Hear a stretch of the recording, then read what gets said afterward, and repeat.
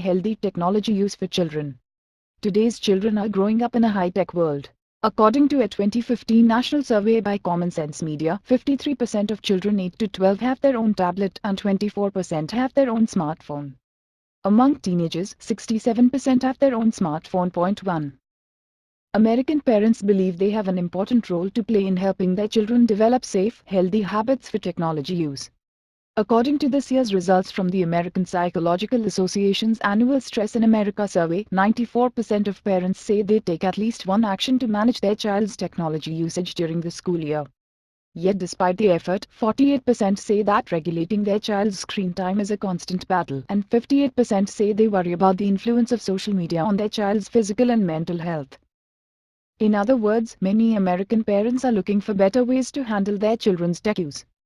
To help guide them, the American Academy of Pediatrics has established recommendations for children's media use. The current recommendations advise: for children under 18 months, avoid screen-based media except video chatting. For children 18 months to 24 months, parents should choose high-quality programming and watch with their children.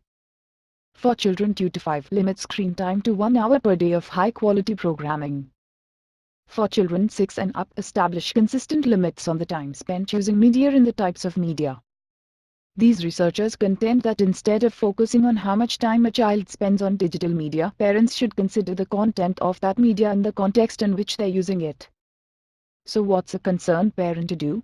Here are some pointers to keep in mind as you establish your own family guidelines for safe, satisfying technology use. Don't overreact. Like it or not, technology is an important part of our modern world. It won't help your child if you set overly restrictive limits or send the message that technology is something to fear. Instead, focus on teaching healthy habits that will stay with your child for a lifetime. Teach kids about technology from a young age. Explain that tablets, computers and other media devices are not toys and should be handled with care. Discuss with kids the many benefits of technology as well as the risks. Don't frighten them, but discuss the importance of respecting privacy and protecting personal information in age-appropriate ways. These conversations should be ongoing and should become more detailed as your children get older.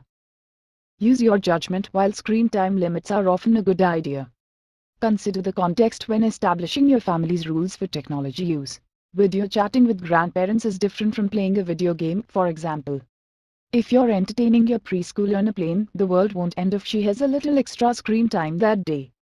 If your son is doing research for a school paper, video chatting with grandparents is different from playing a video game.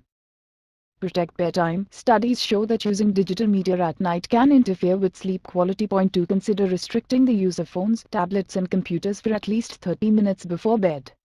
Think twice about letting your child use those devices in his or her bedroom after lights out. Pay attention. With younger kids, it's easy to see what they're doing online. As they get older, it's not so easy to look over their shoulder. Have open, honest discussions about what sites and type of content are off limits. Do your research to understand the media your child is using and check out your child's browser history to see what sites they visit.